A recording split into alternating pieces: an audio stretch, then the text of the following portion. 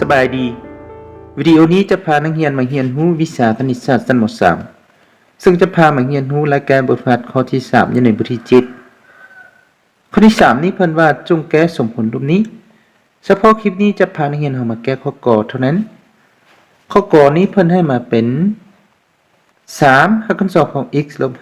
5 3หักกัน2ของ x ลบ5ส่วนให้2ลบให้2หักกัน2ของ x ลบ7 2หักกัน2ของ x ลบ7ส่วนให้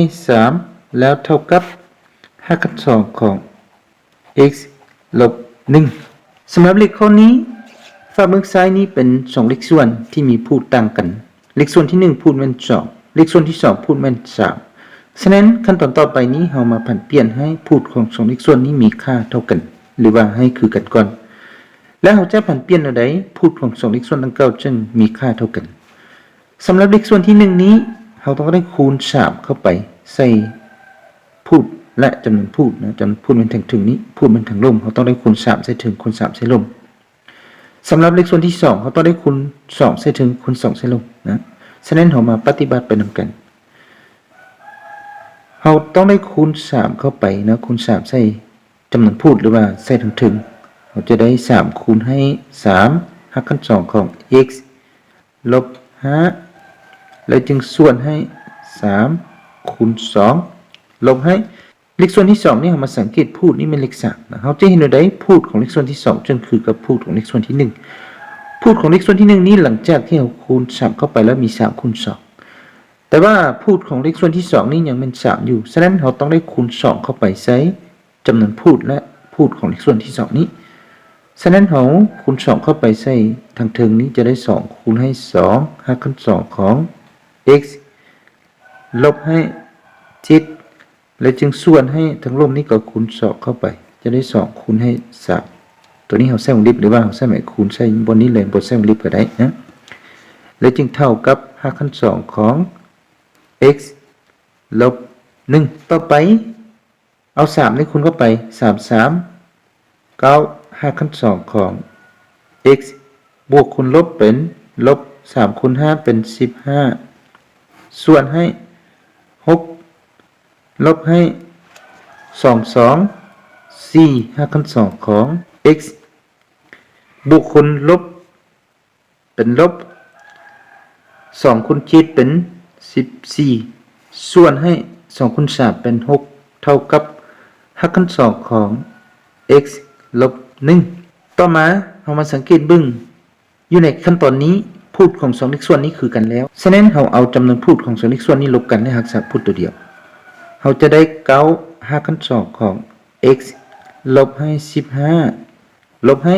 ตัวนี้ได้เส้นวงเล็บนะลบให้4หักกัน2ของ x ลบให้14แล้วส่วนให้6เท่ากับหักกัน2ของ x ลบ1ขั้นตอนต่อไปเราคูณ6นี้คำเครื่องหมายเท่าและปาพูด9หักกัน2ของ x นี้เขียนคืนลบให้15นี้ก็เขียนคืนลบให้4หักกัน2ของ x ลบให้14เท่ากับเอา6นี้คูณให้ฝั่งบนขวานี้จะได้6หักกัน2ของ x ลบ1แต่ว่าได้ใส่วงเล็บซะนี้9หักกัน2ของ x นี้เขียนคืนลบให้15เขียนคืนเอาวงเล็บนี้ออกแต่ว่าคูณเครื่องหมายตัวนี้เข้าไป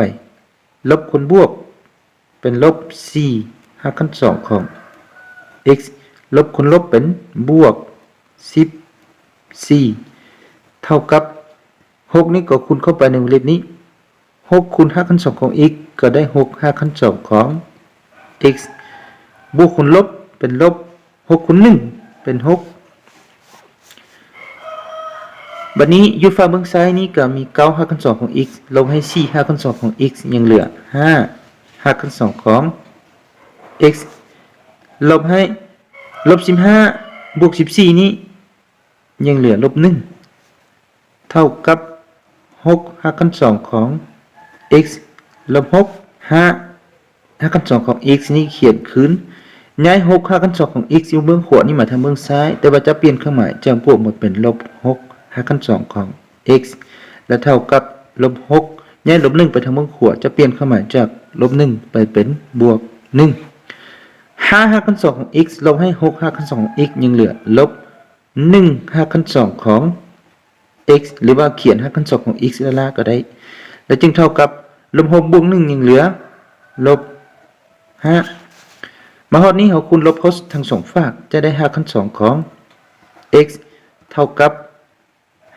5แล้วเราจึงขึ้นกำลัง2ทั้งสองฝากจะได้5 คัน2ของ x ทั้งหมดกำลัง2นี้เท่ากับ5กำลัง2กำลัง2กับ5นี่ขัดกันยังเหลือ x นะแสดงว่าเราถอน x นี้เท่ากับ5กำลัง2ก็เท่ากับ25คำตอบนี้มัน x เท่ากับ25